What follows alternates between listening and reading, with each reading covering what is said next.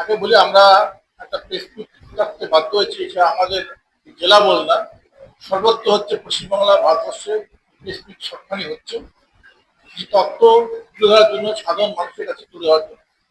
আমাদের মধ্যে উপস্থিত আছে আমাদের জেলা কংগ্রেস সাধারণ সম্পাদক দ্বয় তুষার গুহ এবং তিলোত্তম ভৌমিক, রায়গঞ্জ ব্লক সভাপতি লিয়াকত আলী মহাশয়, উপস্থিত আছেন জেলা কংগ্রেসের ভাইস প্রেসিডেন্ট স্বপন বাজার, মহিলাগঞ্জ জেলা সেক্রেটারি জেলা কংগ্রেসের জেলা কংগ্রেসের সাধারণ সম্পাদিকা নাগিস খাতুন, সভাপতি গৌতম দাস এবং এই আমরা বুঝতে হচ্ছি আমরা কেন আজকে এই আপনাকে মিট করতে যাচ্ছি।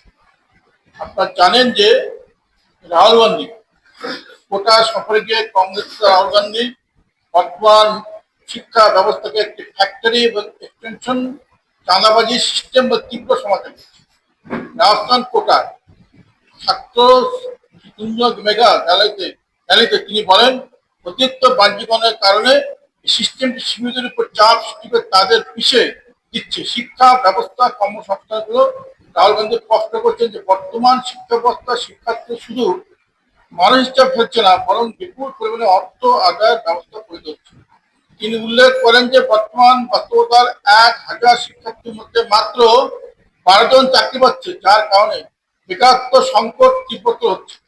কোটা আন্দোলন ও সিস্টেমের সমালোচনা কোটা শহরের কোচিং হারকে কেন্দ্র করে তিনি বলেন, এটি এমন একটি কারখানা শিক্ষার্থীদের স্বপ্ন দেখায় কিন্তু শেষে তাদের উপর তীব্র মানসিক চাপ সৃষ্টি করে।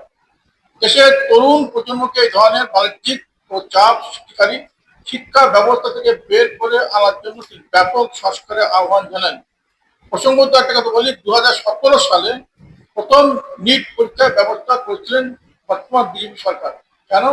স্বচ্ছতা আনার জন্য নিট পরীক্ষার মাধ্যমে দেশের হাজার হাজার মানুষ ছাত্রছাত্রী পরীক্ষার ব্যবস্থা করবেন, চাকরির জন্য বুঝতে পারবেন। কিন্তু আমরা কি দেখতে পাচ্ছি, 3 মে থেকে এবং 21 জুনের মধ্যে প্রায় 17 জন স্টুডেন্ট আত্মহত্যা করেছে। কেন? 22 লক্ষ পরীক্ষার্থীর মধ্যে পরীক্ষা দিয়েছিলেন, সেই পরীক্ষা প্রশ্নপত্র ফাঁস হয়েছিল। প্রশ্নপত্র ফাঁসের জন্য নিট পরীক্ষা বাতিল করতে বাধ্য হয়েছিল এবং এর জন্য শিক্ষামন্ত্রী ধর্মেন্দ্র প্রধান স্বীকার করেছে অন্যায় হচ্ছে, কিন্তু শিক্ষামন্ত্রী পদত্যাগ করেননি। শিক্ষামন্ত্রীর পদ থেকে দাবিতে রাহুল গান্ধী ব্যাপক আন্দোলন করেছিলেন ছাত্রছাত্রীদের নিয়ে, বলছিলেন যে পদত্যাগ দাবি করছিলেন রাহুল গান্ধী এবং আমাদের জাতীয় কংগ্রেসও এই শিক্ষামন্ত্রীর পদত্যাগ দাবি করছে। আজকে এই যে 17 জন মারা গেছে, কেন মারা গেছে? যে প্রায় প্রথম পরীক্ষাটা সবাই ভালোভাবে পরীক্ষা দিয়েছে, সেই পরীক্ষাটা প্রশ্নপত্র ফাঁস হওয়ার জন্য ক্যান্সেল করতে বাধ্য হলো সরকার এবং এবং তাতে মানসিক চাপ সৃষ্টি হলো ছাত্রদের মধ্যে। তার পরবর্তীকালে পরীক্ষা ব্যবস্থা 21 জুন ব্যবস্থা করা হলো। 17 তারিখে তারা অনেকেই আত্মহত্যা করলেন, বলছেন আমরা আর পরীক্ষা দিতে পারবো না এবং কেউ মা বাবাকে লিখে দিচ্ছেন, আমি তোমার আশা পূরণ করতে চেষ্টা করেছিলাম এবং এবং এই 22-এ পরীক্ষাটা প্রথম পরীক্ষাটা আমি ভালো দিয়েছিলাম, চান্স পেতাম, কিন্তু এখন আমার মানসিক অবস্থা এমন অবস্থা হচ্ছে আমি পরীক্ষা দিতে পারবো না। সেই মেয়েটির নাম কি নাম? মেয়েটির আকাঙ্ক্ষা, 18 বছর বয়স, সে গলা ধরে ফাঁসিতে মারা গেছে। এবং 20 তারিখে আরেকজন পরীক্ষার্থী, তার বাড়ি নাগপুর, সে একজন ডাউনলোড করলো, দেখা গেছে তার মধ্যে পরীক্ষার স্থান সেন্টার করেছে আবু ধাবি, তার নাম তানভীর এমডি আলম, নাগপুরে বাড়ি। এই ধরনের বিভিন্ন কারণে আজকে ছাত্ররা আত্মহত্যা বাধ্য হচ্ছে। সেই জন্য এবার পরীক্ষা দিয়েছে 1 লক্ষ কম পরীক্ষা দিয়েছে। এই যে অনিয়ম, এই অনিয়মের জন্য এই যে ব্যবসা, একটা নিট পরীক্ষা দেয়, এই যারা পরীক্ষা দেয় 22 লক্ষ পরীক্ষার্থী, তারা ইনকাম হয় সরকারের 1 কোটি 32 লক্ষ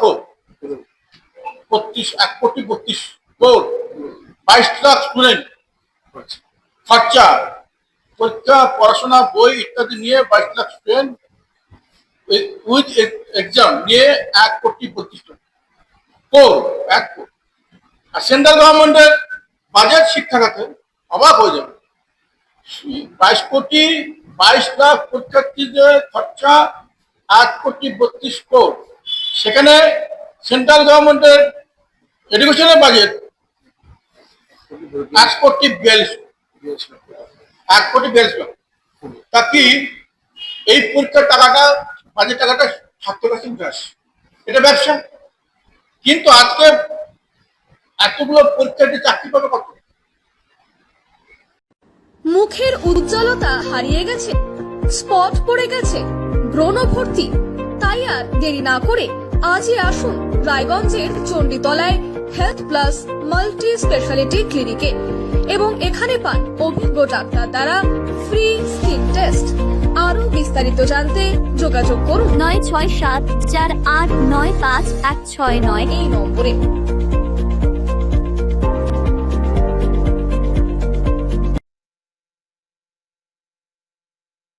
আজ তোমার বিয়ে সাজলো নতুন সাজে